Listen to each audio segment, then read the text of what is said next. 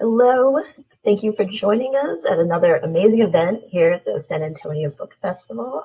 My name is Afia Atakora. I'm going to be your moderator this afternoon, and my novel just came out in paperback. It's called Conjure Women. It's set during the years just before and just after the Civil War, and it tells the story of a mother and daughter duo of midwives who are known for their ability to heal the sick, to birth babies, and to conjure curses. So, as I'm sure you can tell from that introduction, I love historical fiction. I love stories of resilient generations of women, which is why I'm ecstatic and honored to introduce you to our writers this afternoon. We have Kaitlyn Greenidge, and her debut novel, We Love You, Charlie Freeman, was one of the New York Times Critics' top 10 books of 2016 and a finalist for the Center for Fiction First Novel Prize. Her latest book is called Libertie. She is a contributing writer for the New York Times, and her writing has also appeared in Vogue, Glamour, The Wall Street Journal, and elsewhere. She is a recipient of fellowships from the Whitting Foundation, the National Endowment for the Arts, and the Radcliffe Institute for Advanced Study. Greenidge lives in Brooklyn, New York. We also have with us Morgan Jerkins. She is the author of Wandering in Strange Lands and the New York Times bestseller, This Will Be My Undoing. She's also a senior editor at Zora, a visiting professor at Columbia University, and her short form work has been featured in The New Yorker, The New York Times, The Atlantic, Rolling Stones, Elle, Esquire, and The Guardian, among many others. Her debut fiction book is titled Caul Baby, and she is based in Harlem. So welcome to you guys. Thank you for letting me pick your brains. I'm so excited. I know you guys in the audience are excited as well, and I want to remind you that you can purchase Caul Baby and Libertie and Conjure Women from Nowhere Bookshop, which is the book festival's bookseller. Independent bookstores have had a hard time during the pandemic during the last year, so we hope that you'll support them and these writers and the festival by purchasing the excellent books. All you have to do is click on the Buy the Book button on the festival site.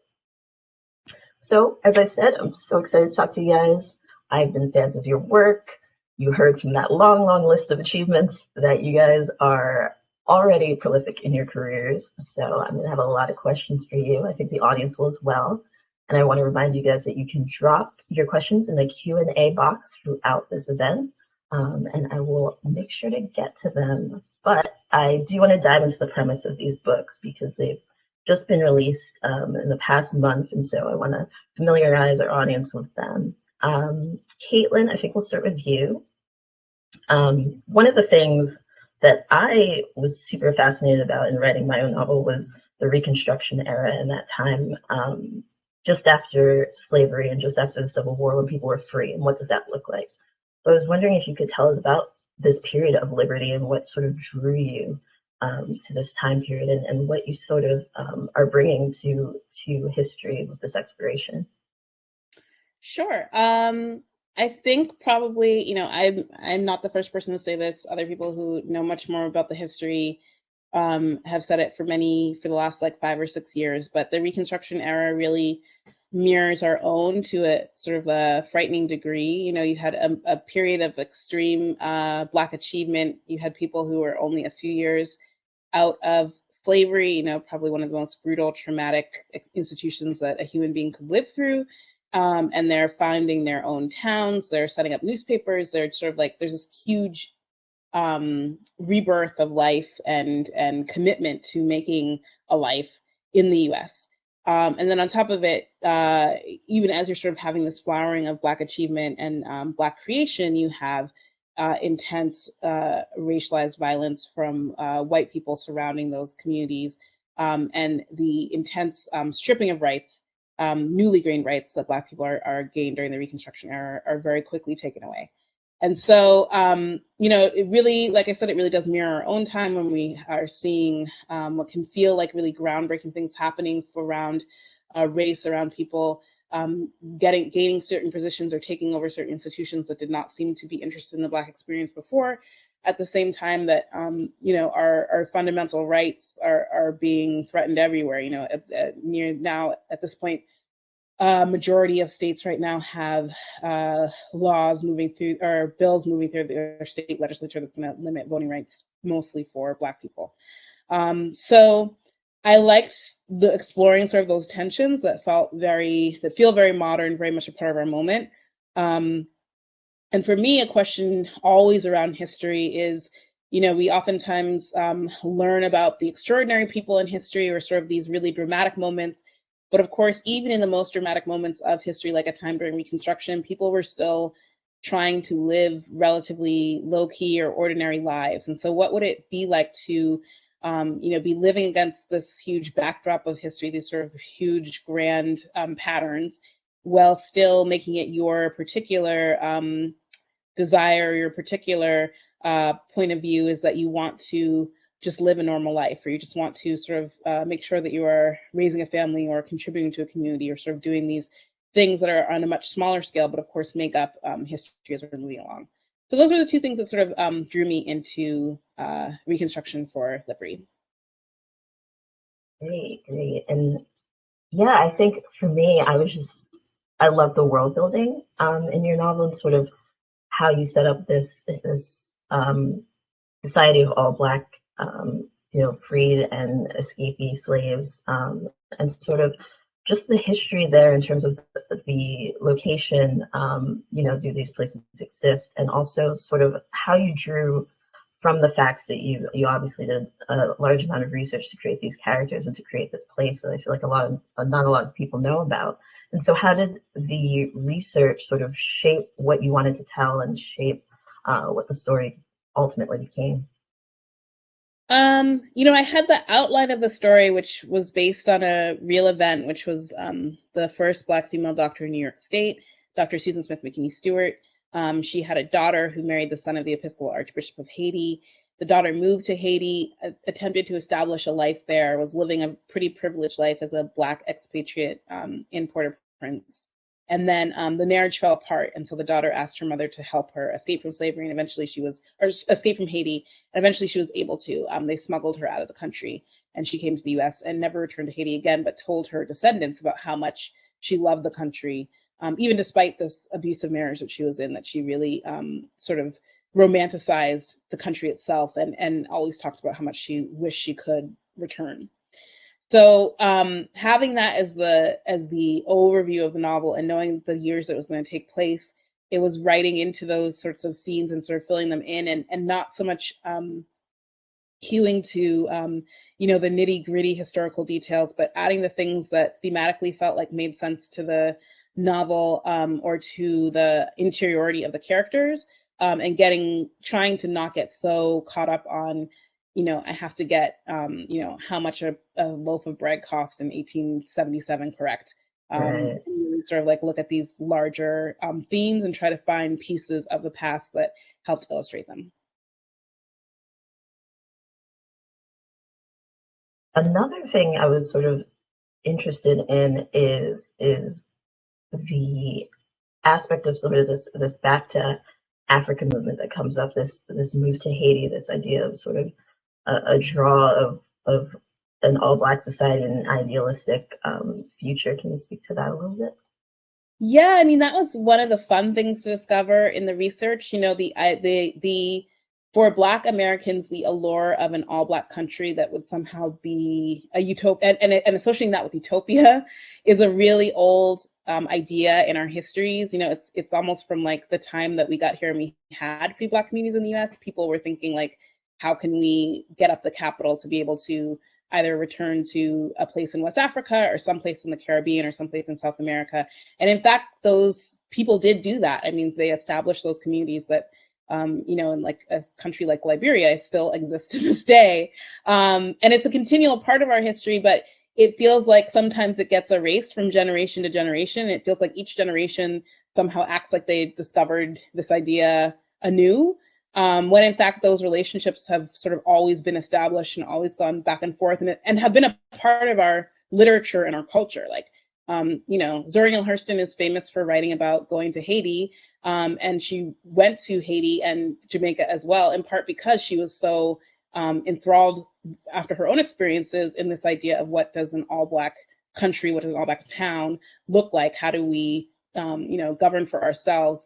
Let me explore this space outside of whiteness, all the things that we can talk about when you remove white people from the equation. So it's a really old dream, I think, and the utopia part of it is an old part of it too. The idea that this would just be solve all of our problems is I think a part of it. Simplifying it a little bit. So I wanted to explore the history of that and how much it mimics some of the conversations we're having today. Right, right. And I love that you bring up Zora Neale Hurston because I love her sort of, anthropological, she's a gorgeous writer and a gorgeous journalist, but there's sort of an anthropological study that she does that I don't think we appreciate enough of sort of the stories and the endurance of the Black ideas and the Black spirit. And I think that's a great segue to jump to the idea of the Caul Baby in Morgan's book. So Morgan, can you tell our audience a little bit about what is a caul? Yes. So, a caul is when a child is born inside of the amniotic sac. If you have a sensitive stomach, I suggest not Googling that. It's like a kind of like it's like a thin layer that's transparent. And in African American folklore, it is believed that if a baby is born with a caul, they have the gift of second sight, which means they can either see in the past or the present, and also that they have healing capabilities. And this is also a belief that not only spans the diaspora but also in Europe as well, because in David Copperfield, there is a reference to a person having a caul there. And I was personally inspired to write about it because my aunt was said to have been born with a veil, as my family likes to call it, and she is very perceptive in a way that's always been eerie to the rest of us. Um, so I definitely just decided to dramatize that a bit for a novel. Yeah, I love that. There's a caul that appears also in my book, and that's that's part of the endurance of that idea and sort of what's placed upon people when they're born. And so I love that you drew from your own sort of experiences and family lore. But as far as inspiration go, can you tell us a little bit about, what sparked this book for you? I know in the intro you mentioned that it began as a short story that Mm-hmm. grew and grew, and you got some feedback from some professors that were like, "This is it, like build it out." And so, Yeah, can you talk about that process of expanding and yeah. yeah. So it's funny because I was doing another interview and I realized that the same year that I moved to New York was the year that I started Caul Baby. I'm from a very um, modest suburban South Jersey town, and when I came to New York, my senses ran amok. I was very overwhelmed. Not only just because of the density of people, but also the different sounds. And also in that year, 2015, particularly in the digital space, there was so much conversation about street harassment and how it's different for different types of people and the bodies that they inhabit. And I had been dealing with street harassment too. So when I started Caul Baby, I was initially trying to hone in on the vulnerability of Black women in city spaces. And I was trying to experiment with the short story format because I went to Bennington, which is the MFA program. I went there for fiction, and I'd been doing a lot of novels or manuscripts, and I wanted to try something different. So I wrote this 20-page short story about a girl who's very reticent, not really understood. She keeps to herself. It was like it takes place probably in like a 1 mile radius of like her home, the 2-3 station, and the bodega. And she has this child who has a caul, and she abandons the child. And when I brought it into class, I went first. I was like, oh God, trying out a new firm. If you're in a workshop, you never want to go first. But people responded to it in a very warm way. And my advisor at the time was Alex Chi. And he was the one that told me you need to turn this into a novel. And I was trying to experiment with short stories. And he's like, no, go back. Like, just go back. And one of the things that I realized because I had been working on this novel off and on for 6 years, while my nonfiction was taking off, was that not only was the novel expanding, so was I as a person in terms of maturity. So even though Black motherhood was a theme in the earliest iterations of Caul Baby. It didn't really pick up speed until 2018. By then I was already 2 years out of the program, and I was reading a long form feature in the New York Times about Black maternal mortality rates. And one of the things that stuck out to me was that there was a statistic that said that more Black women and babies die now than they did in 1850. And as you know, 1850 was slavery. After that, um, that really just did a toll on me, and in ways that I didn't really process with anyone. And I remember there were so many nights where I would just like um be under the covers at night and looking at Instagram pages of like Black babies or new Black moms and all that. And I remember I was opening up to a friend about it because I was so embarrassed, even in the privacy of my apartment, as I'm trying to develop these women in Caul Baby. I'm like, why do I keep looking up these Instagram pages? Like, why do I keep looking up what is a postpartum doula versus like a doula beforehand? Like all these things. And one of my friends said, maybe it's because you're celebrating life. After what you read, Mm, you're celebrating that these people are alive. And I remember my eyes were burning and I was so emotional about it because it literally was the truth. Um, and also, I think about motherhood is I'm not a mother. I want to be like my mother. I think about the story she told me. Like my mother was pressured to abort with me because she was so sick. My father is an mm, OBGYN, and his whole life's work for 40 years has been centering Black urban women. One of the things that he told me weeks leading up to the release of Caul Baby was like, I have treated women who are extremely wealthy and those who are working class and are struggling with addiction. And I will tell you that both of their children were saved, and that's because of the power of community. And when he said that, that's when I realized, even though when I was younger, I used to like work in the offices of one of his offices, and see people come in. It really drove the idea home for me with community. And also the last part is, sorry, it's a long-winded answer, but I've been no, living this in is Harlem almost really. 6 years, and I've seen the neighborhood change so much. Sometimes from year to year, and I wanted to be able to remember Harlem in the way that to immortalize Harlem in the way that I remember it, because so much is changing. So that's why I took so much time naming streets and naming places, because they may not be there in another Mm, 2 or 3 years. I have no idea. So I definitely wanted to also reemphasize that point, how community twists and turns and ruptures because of gentrification, and because of that fuels the desperation of this call bearing family. mm, mm.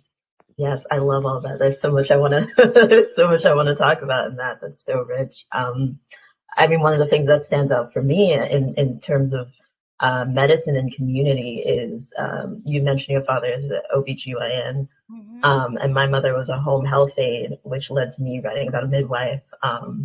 And I'd love to speak to Kaitlyn about this character of a educated Black woman in the time period that Libertie is set in the Reconstruction era and what that looks like. Because I think that's something, the role in the community and the pressures that would be on a character like that. And just what you learned in history and what you were exploring in the novel with that character. Yeah, I think like Morgan, I'm really interested in how Black communities work and how we establish community with each other. And the novel is really in part sort of trying to think about the limits of community and the limits of care. Like Liberty and her mother both encounter people throughout their lives who are part of their community, but who are either self-destructive or damaging in some sort of way. And the question becomes like, how far do we go in keeping this person in community with us? And also, like, how do we actually care for this person? That's like an increasingly difficult question to answer as people get more complicated, and especially as you're dealing with people who are dealing with, huge traumatic events like escaping from slavery, like, living through a war, like all those sorts of things that, um, when you are traumatized and coming out of, you may not be acting out your trauma in a way that is palatable or contained enough for people to be able to take care of you. in a way that doesn't impinge on sort of the larger community. So that was one of the things that I wanted to sort of look at and talk about, and how that runs up against our ideas about care and also our ideas about individual freedom and community freedom, and how those can start to just get more complicated and have a deeper tension, and there's no sort of set answer of how you're supposed to respond to that. But our larger culture tells us that there is, like, our larger culture says, like, you're supposed to act X way towards people, and if they do this one thing or have overstepped this one bond, then you're completely within your rights to abandon them. And I think some communities do operate like that. I think other times when you are in a marginalized community, like certain Black communities and sort of larger white spaces, the idea of abandoning a certain person, you can't do that. Like you literally can't. So then how do you help that person, and how do you deal with them? And the answers are varied. Sometimes it's as simple as like, well, that person's a part of our community, but we just don't interact with them, to, we overly compensate, and the whole community is sort of bending around this person, and that's not really helpful either. So I wanted to sort of explore all of that with it. Absolutely. And ultimately, I think Libertie is such a fascinating character because she does, struggle with this allegiance. She does struggle with sort of rejecting her generational expectations and her mother's expectations. And I think family allegiance is something that again is pulsing through both of these novels, and that I think readers will be deeply drawn to, because it feels present and real. And so I wanted to see if you guys could sort of expand on Libertie's rejection of becoming a doctor, or in Caul Baby, the Melancons. I'm gonna get it. Melancons. The Melancon family, sort of the matriarch is literally demanding that her children give pieces of themselves to the family business to keep it afloat. And so let's begin with you, Morgan. If you could just talk about that a little bit. Well, just talking about allegiances. The rejection man. of Yeah, so the rejection. So the interesting thing about that is that, one of the things that I wanted to people to understand about my mom, who is the grandmother, the OG, as I like to call her, is that she has the trauma of displacement. She is from Louisiana. She's seen her community be pretty much ripped in half, and that's what caused her to migrate to New York. And so because she wants to stay in this brownstone so badly, so she doesn't have to move again, and it's decaying, even though there's so much toxicity between, her children and then her children's children, she just wants to keep everyone together by any means necessary. The irony in that is she's keeping them together by graphically pulling them apart with selling parts of their body. It's interesting because I wanted to give a little bit of a commentary on capitalism. And the reason why is because I was revising this book during the pandemic last year. And there was all these conversations about capitalism, but watching what was unfolding really reinforced for me the disposability of people's lives, and some lives are more disposable than others. And I think that, unfortunately, in this history of this country, it's Black women. And these women, they wanted to make an enterprise for themselves. Like, for us, by us, we decide the money that we're going to take in. We decide the customers. The problem with that is the customers that are allowing them to maintain the Harlem are not from the community. And not only that, but it's like, even though you are, I guess you could say, asserting your autonomy with this business, and money's flowing in, it's going directly to you, you're still suffering from the weight of capitalism as well. You know what I mean? Because you had to look outside of your community. You see that everyone around you is leaving the place that that they're all rapidly changing. And so that's what I tried to do with like this family, is that they are so guarded. In fact, I would even say for some of the members, like, they're imprisoned pretty much. and it's because she doesn't want to let them go. You know, I think it's almost like the opposite of, or maybe not, with Kaitlyn's book, where it's like this idea of freedom. You know, I was reading an Instagram post about it. Someone was like, yeah, it's like, how do you, or maybe it was the New York Times review or somewhere. The reviewer said like, how high is the cost for like lasting freedom? And I think in Caul Baby, Mm-hmm. it's literal and figurative costs. Yeah. Yeah. Yeah, I mean, I agree with Morgan. Like, it's this question, that question of how far you go for it. And even though we belong to these communities that are existing despite racial capitalism, you know, we still live within those systems.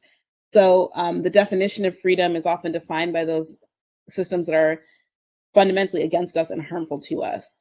So, you know, when freedom is defined as like what I can get away with doing to other people who have less power than me, and if I can't get away with doing that anymore, I don't have my freedom, which is oftentimes how we define it in the US, especially in our US culture, legal culture.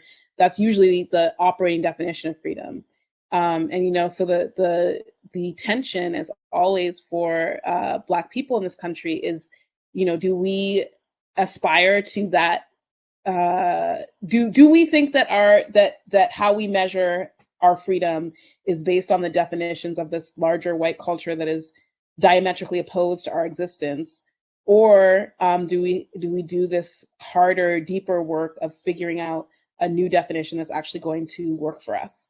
And I think that tension is constant. That's, you know, sort of like runs through all of us. It runs through this question of Libertie's mother's definition in the book of her having a good life is her, you know, becoming the second Black female doctor in New York State. And who cares how emotionally difficult that may be, or how emotionally damaging that may be, or even if she doesn't like it, you know, it's the achievement part of it that is the definition of success. And Libertie's definition of success is, you know, she doesn't really know it yet, but she knows that it's not that. Right, right. Lost Morgan, hopefully pop back on there. No, I'll be here. There she goes. Okay. Right. Kaitlyn, I'd love for you to expand a little bit on the character of Libertie. I want to say Libertie. Give her some flair. On Libertie. You know, and sort of how she relates. One of the questions we had from our Q&A is from Michelle, and she asks how the characters in Libertie, and Libertie, I think specifically, are similar to the girls and the families you created in I Love You, Charlie Freeman. Yeah, I think the biggest similarity between all of the characters is I like writing about ambition in women, and I guess women presenting characters, for lack of a better term of them, that feels more expensive. But I like writing about ambition in part because I think, particularly in literary fiction, ambitious women really only exist to be punished, even in sort of like the most supposedly feminist novels, right? The thing that makes it feminist is that they're punished and it's bad, but they're still punished in the end. And I try to write these characters in that they have ambitions and are ambitious in the multi-purpose ways that word can work. You know, they're intellectually ambitious, they're creatively ambitious, sometimes they're materially ambitious for their families.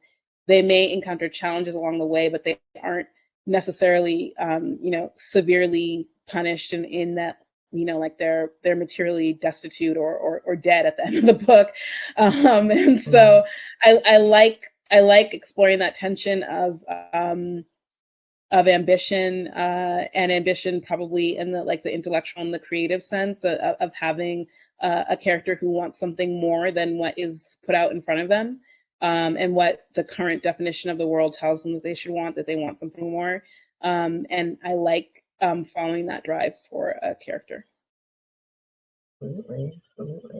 And adding to that, I think something I was definitely thinking about while working on my own novel, while working through the past year, is sort of what I like this idea of allegiance, of an allegiance to womanhood, to Black culture, and I wanted to sort of unpack how has it been for you guys to write and publish these novels, these particular novels that have so much nuance about race and womanhood in this past year, when, you know, racial violence has always been an issue in the United States, but I think it's particularly loud this year, and there's sort of a reckoning that will hopefully lead to change. But how does that reckoning affect your writing and shape the things that you feel either that you need to talk about personally, or because you know, are representative of your community?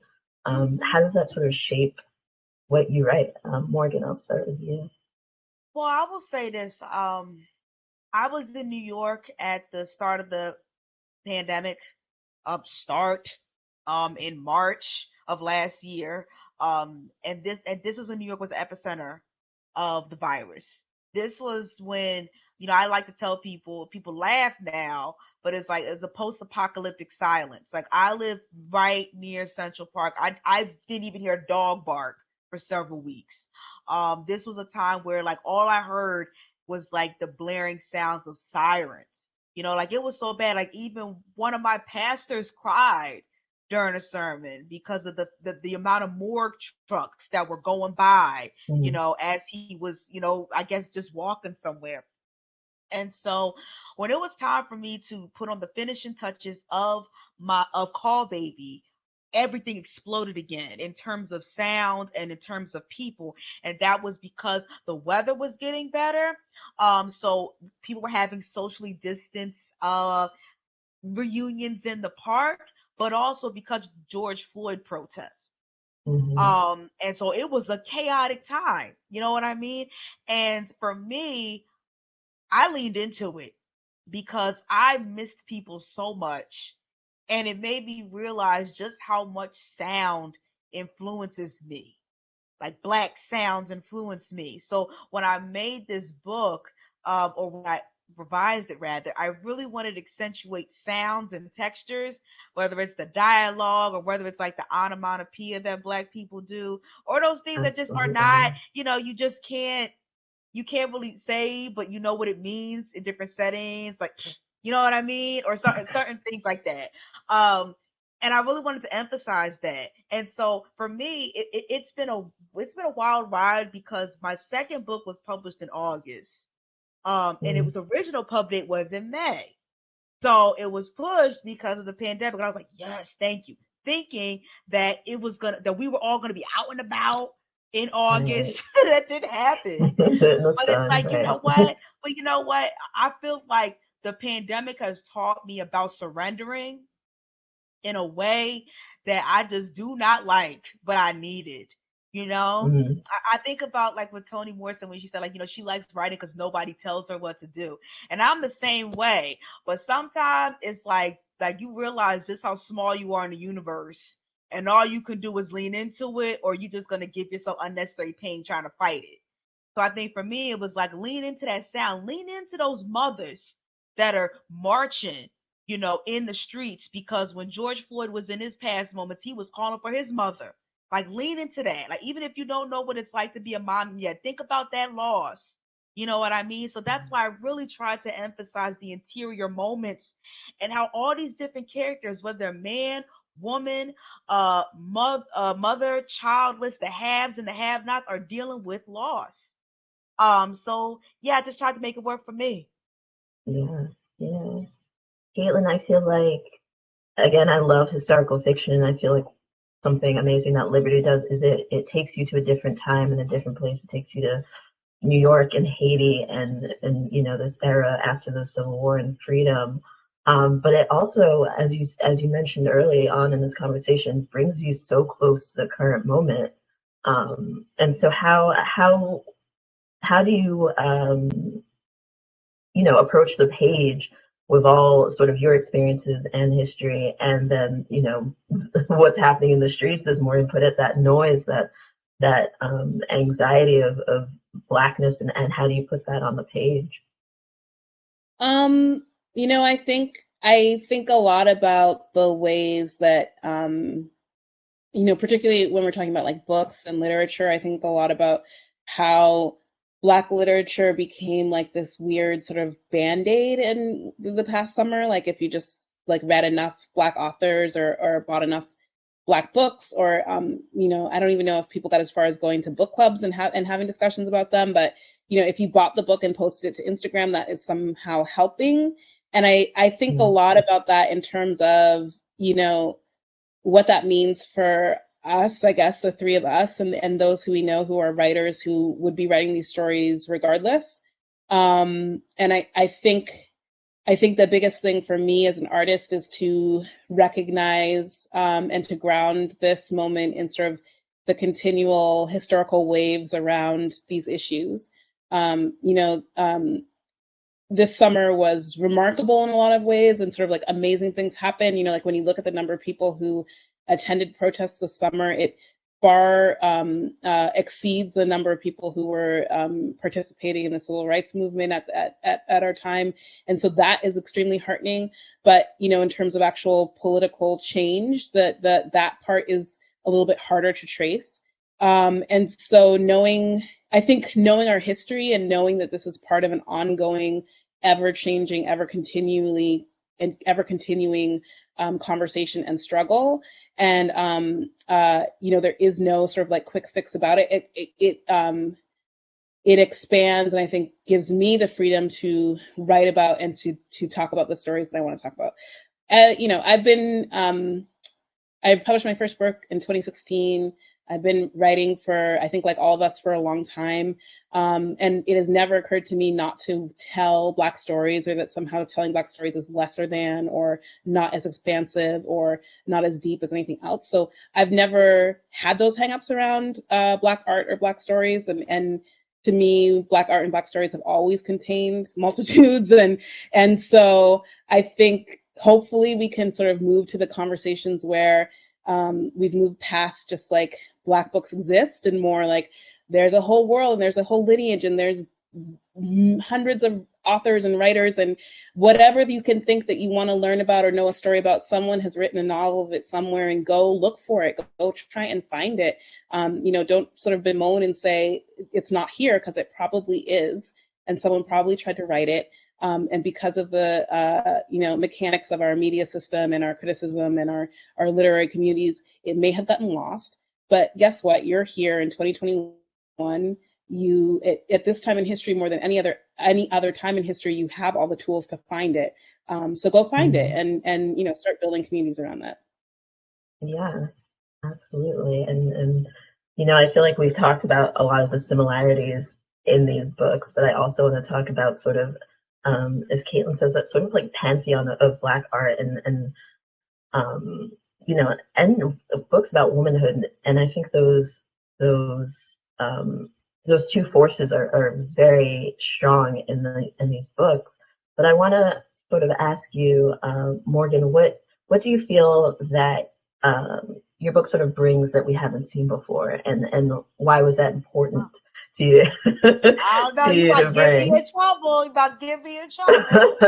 What are you doing then? None of us have done. I know, right? Well, let me say a disclaimer that, there is a tradition. I mean, there are people that have referenced the Caul, Toni Morrison, Tina McElroy Ainza. These are two women who have written either full-length books, the latter, or referenced in the former, the gift of the Caul. So I'll say that. And also yourself. So, there's a tradition of women that have done this before. I think the thing is like, the way that I wrote it is so like, if you were in Harlem from 2015 to 2020, these places, you know what I mean? So I think that that's what maybe gives it a unique edge, is that I'm talking about the Caul and it is so Harlem. You know what I'm saying? And I'm speaking about, police brutality and the protests that are going on, even though that could be at any time.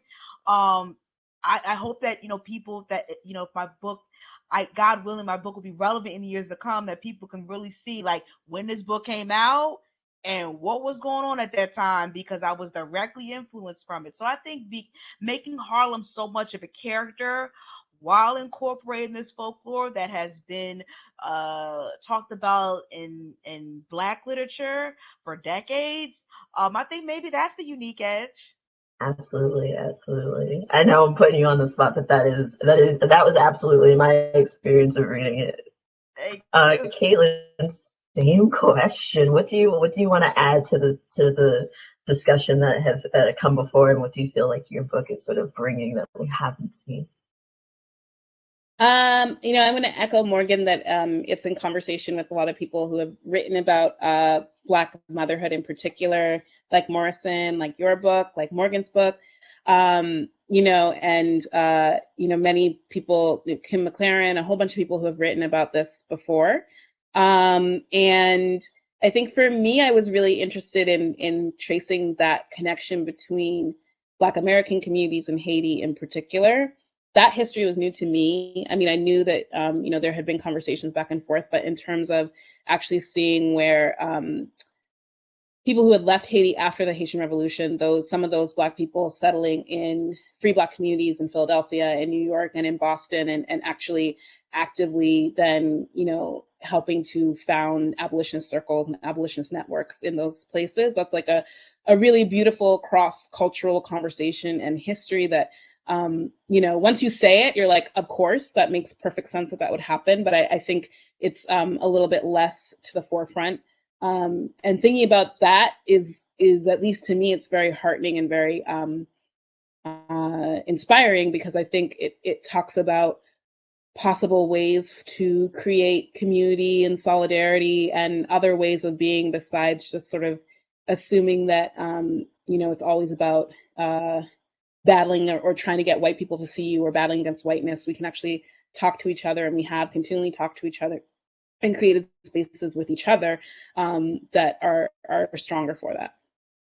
Yeah, absolutely. Yes. I, did so much research for my book, and I still felt like I learned so much more from your book, Kaitlyn, and from what you sort of presented of parts of the experience that we haven't seen. So thank you for that. But yeah, you both brought up language too, and sort of the sound. I love that. Again, we're in the sound. And and going to Haiti and going to New Orleans, in the generations prior, the audience has heard me struggle with the French. I'm no good with that, but in general, you both have this French connection, but you also both have this beautiful way of creating language and infusing that in your writing and in creating the characters. And so I wondered if you could speak to that, sort of how language functions, how sound functions, how music functions in your books. Mm-hmm. Wow, that's a great question. Nobody's ever asked me that. I think I'm a maximalist. I think I'm a maximalist when it comes to language. And what I mean by that is like I want it all. Like I understand like the book is obviously a tangible item, but it's like I wanted people to feel like in the grooves of their body, like what does it sound like when you hear the footsteps creaking, someone's going in and out of room? What might it look like to see the cracks in the walls? How might these women's voices be different or similar to one another? All those sorts of things. So I think, regards to language and sound, like because I was revising this book when I was away from my own community, there was a lot of times where I would sit in my office early in the morning and I would just close my eyes and just try to remember. I would try to remember the conversations that my mother and my aunt would have in the kitchen, the conversations that me and my friends would have on my couch, and all of these women are an amalgam of women that I've come across. So it was just kind of trying to remember them and remember the cadences and the cackling in between and the pauses and all those sorts of things. So sound was really important to me because it's like I know dialogue is in the book, but I really want people to hear these women. So the dialogue was the best part for me because that's where all the little proverbs, the witty sayings, and also clues, hint hint, for something that is said in the first half is going to come back around like a calm response in a second. So that's what I really wanted to bring across, is that a lot of times words are all that we have for our cultural memory.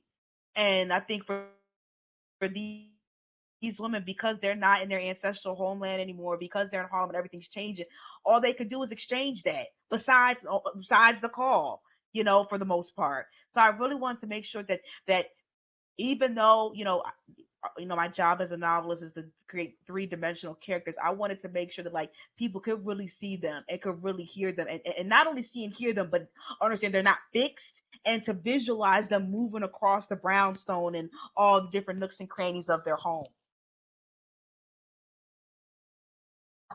Kaitlyn, let's talk about the same kind of thing, those sounds. How do you create music on the page? How do you create the difference between, say, Brooklyn and Haiti on the page, and those sounds? Yeah, music was an in for me because I was particularly writing about a time period in Haiti where there wasn't much historical research in English, translated into English, that I could find, which is that, in English, we have a lot of information about the Haitian Revolution. We have a lot of information about U.S. occupation of Haiti in the 20th century. But this particular time period, like 1870s Haiti in particular, at least at the beginning, it was really hard to find English translations of scholarly articles about what life, just daily life, was like then.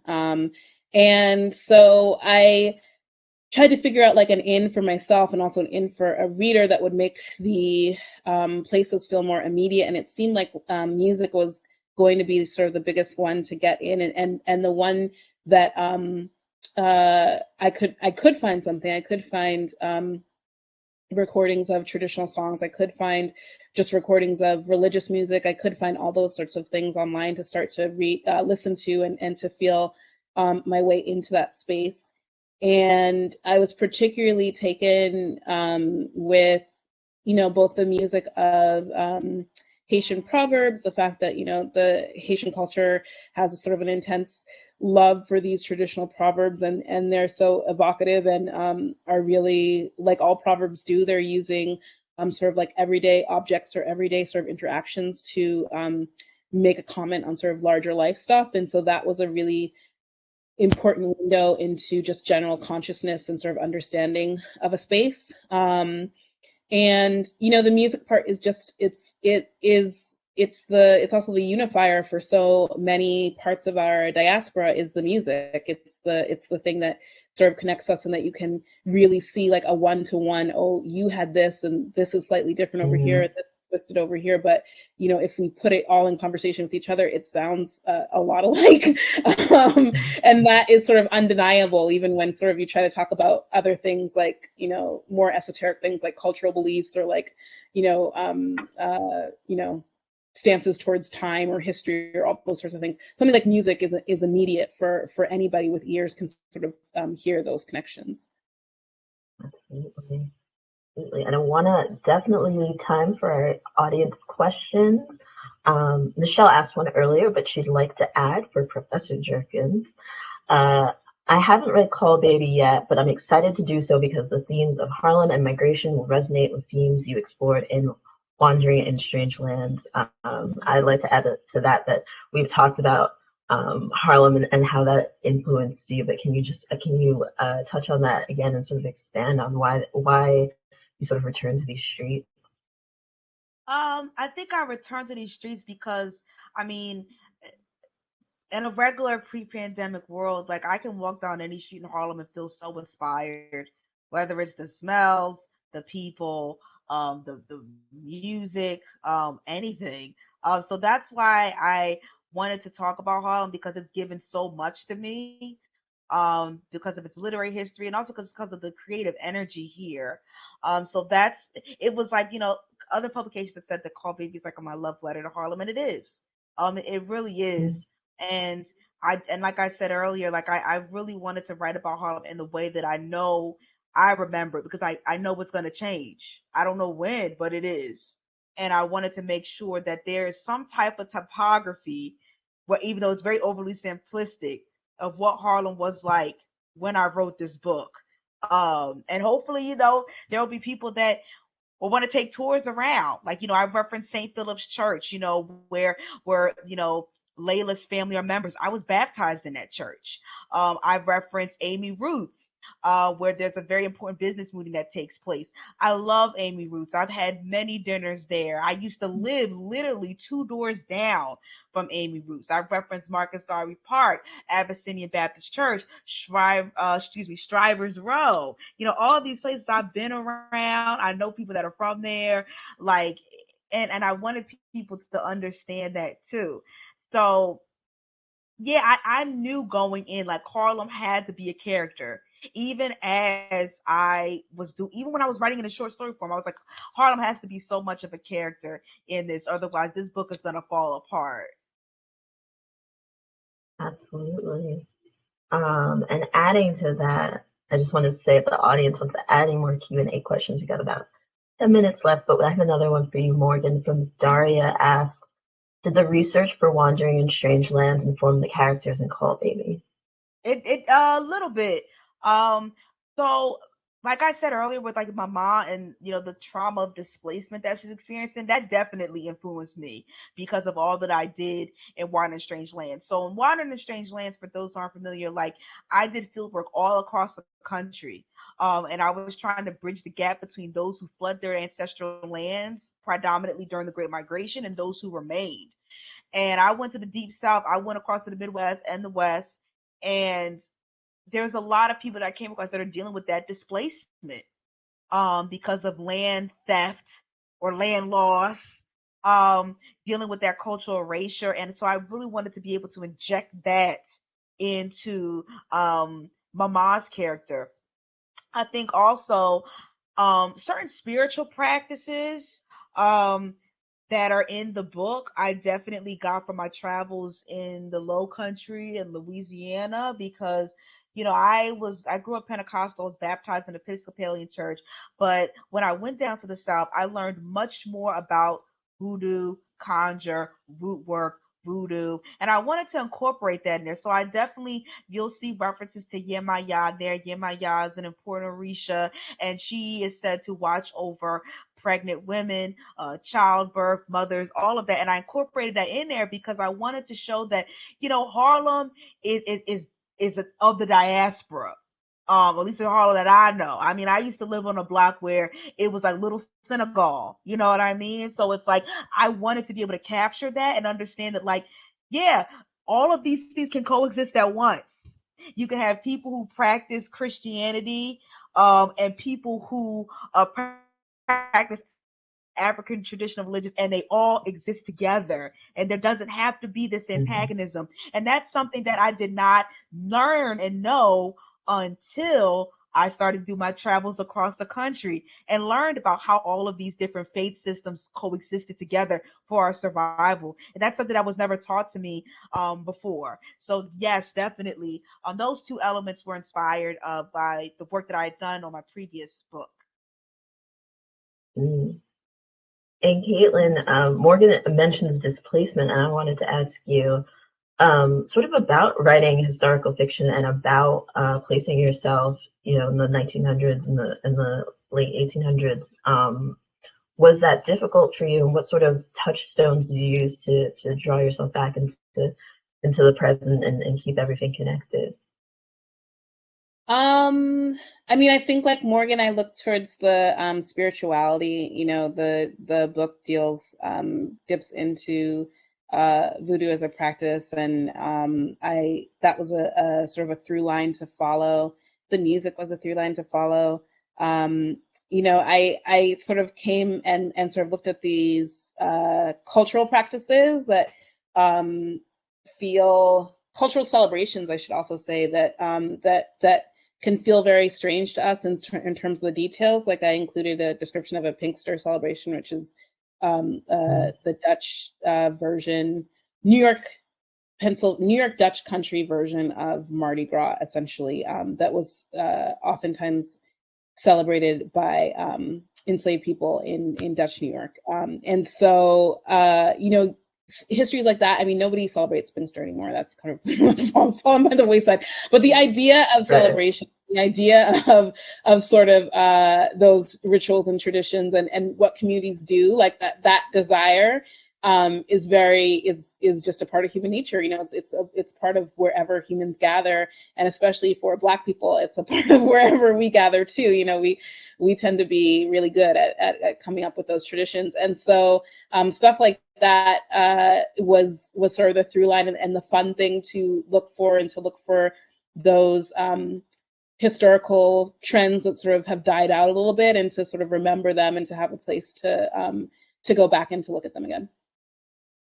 Lovely. And I love that you mentioned joy and celebration, because I'd like to end on a positive note. Morgan, I wanted to ask you sort of what was the most sort of joyous part of writing? You know, we are writers, and some of our work is, you know, difficult, and it explores you know, soul deep themes, but what sort of was the most joyful moment in writing for you? Whether it be on the page or experiencing accolades. Oh, I mean, Either. I hate to say like in general, like all of it, but I will say, oh my gosh, I really liked creating Iris. Now, Iris is the one who, you know, she's off her rocker a little bit. Like she's the one that has second sight. She's busy mentally. And it was just fun creating her, because she's like, I don't care about any of this stuff. I made my decisions with my own child of why I can't take it. So I think that was fun. But I also think was fun was personifying the house, the brownstone. So showing that, you know, these women, they temper with fate a little bit, and the fate has a way to speak back to them, and it's happening through the way this house keeps transforming for the worse. So talking about how the cracks in the wall, you know, they look like little scratches, then they start to expand, they look like tree branches. Talk about the weird odor in the rooms that can't be extinguished with like a diffuser or a candle. Talking about the different shadows that come from, you know, that are not coming from someone else that's sitting there, or even like the creaking sounds and all that. Like that was fun. That was fun. Even though that freaked me out, that was fun. Writing that. Brilliant. Kaitlyn, same question. What sparked it for you? What was your most exciting, joyous moment in writing? The thing that comes to mind right now is when I was doing my research, I came across this cultural practice, as they were called tom thumb weddings, that started in the 1850s, where communities would have like these fake child marriages. They'd essentially like stage a huge wedding ceremony, but just have all the participants and the parishioners and the bride and groom and the minister all be played by children. And some communities still do it. I found this really beautiful photo essay of a Black church in Alabama that still runs these child weddings, and sort of like has these like little 6-year-olds dress up and pretend to be a bride and groom. I really loved it. It was really just extremely adorable, and and I think another way to think about like what a marriage means, you know, like it's like this community, it's a community thing, it's community investment, it's community entertainment, it's also just like all these other things, alternative way of sort of thinking about marriage outside of, I think, you know, our 2021 definitions, and also just the pictures of the little kids and their bride and groom thing was so cute. So that was really fun. Oh my God, I've never heard that. I love that. Well, thank you guys so much. Thank you, Morgan. Thank you, Kaitlyn, for writing these amazing books, and for joining us today. I have my copies, and you guys at home can get your copies. Check out the SABF website, click on the Buy the Books section, support the festival and independent bookstores and our lovely writers here today. Thank you guys so much. Thank you. Bye. Thank you. Bye, everybody.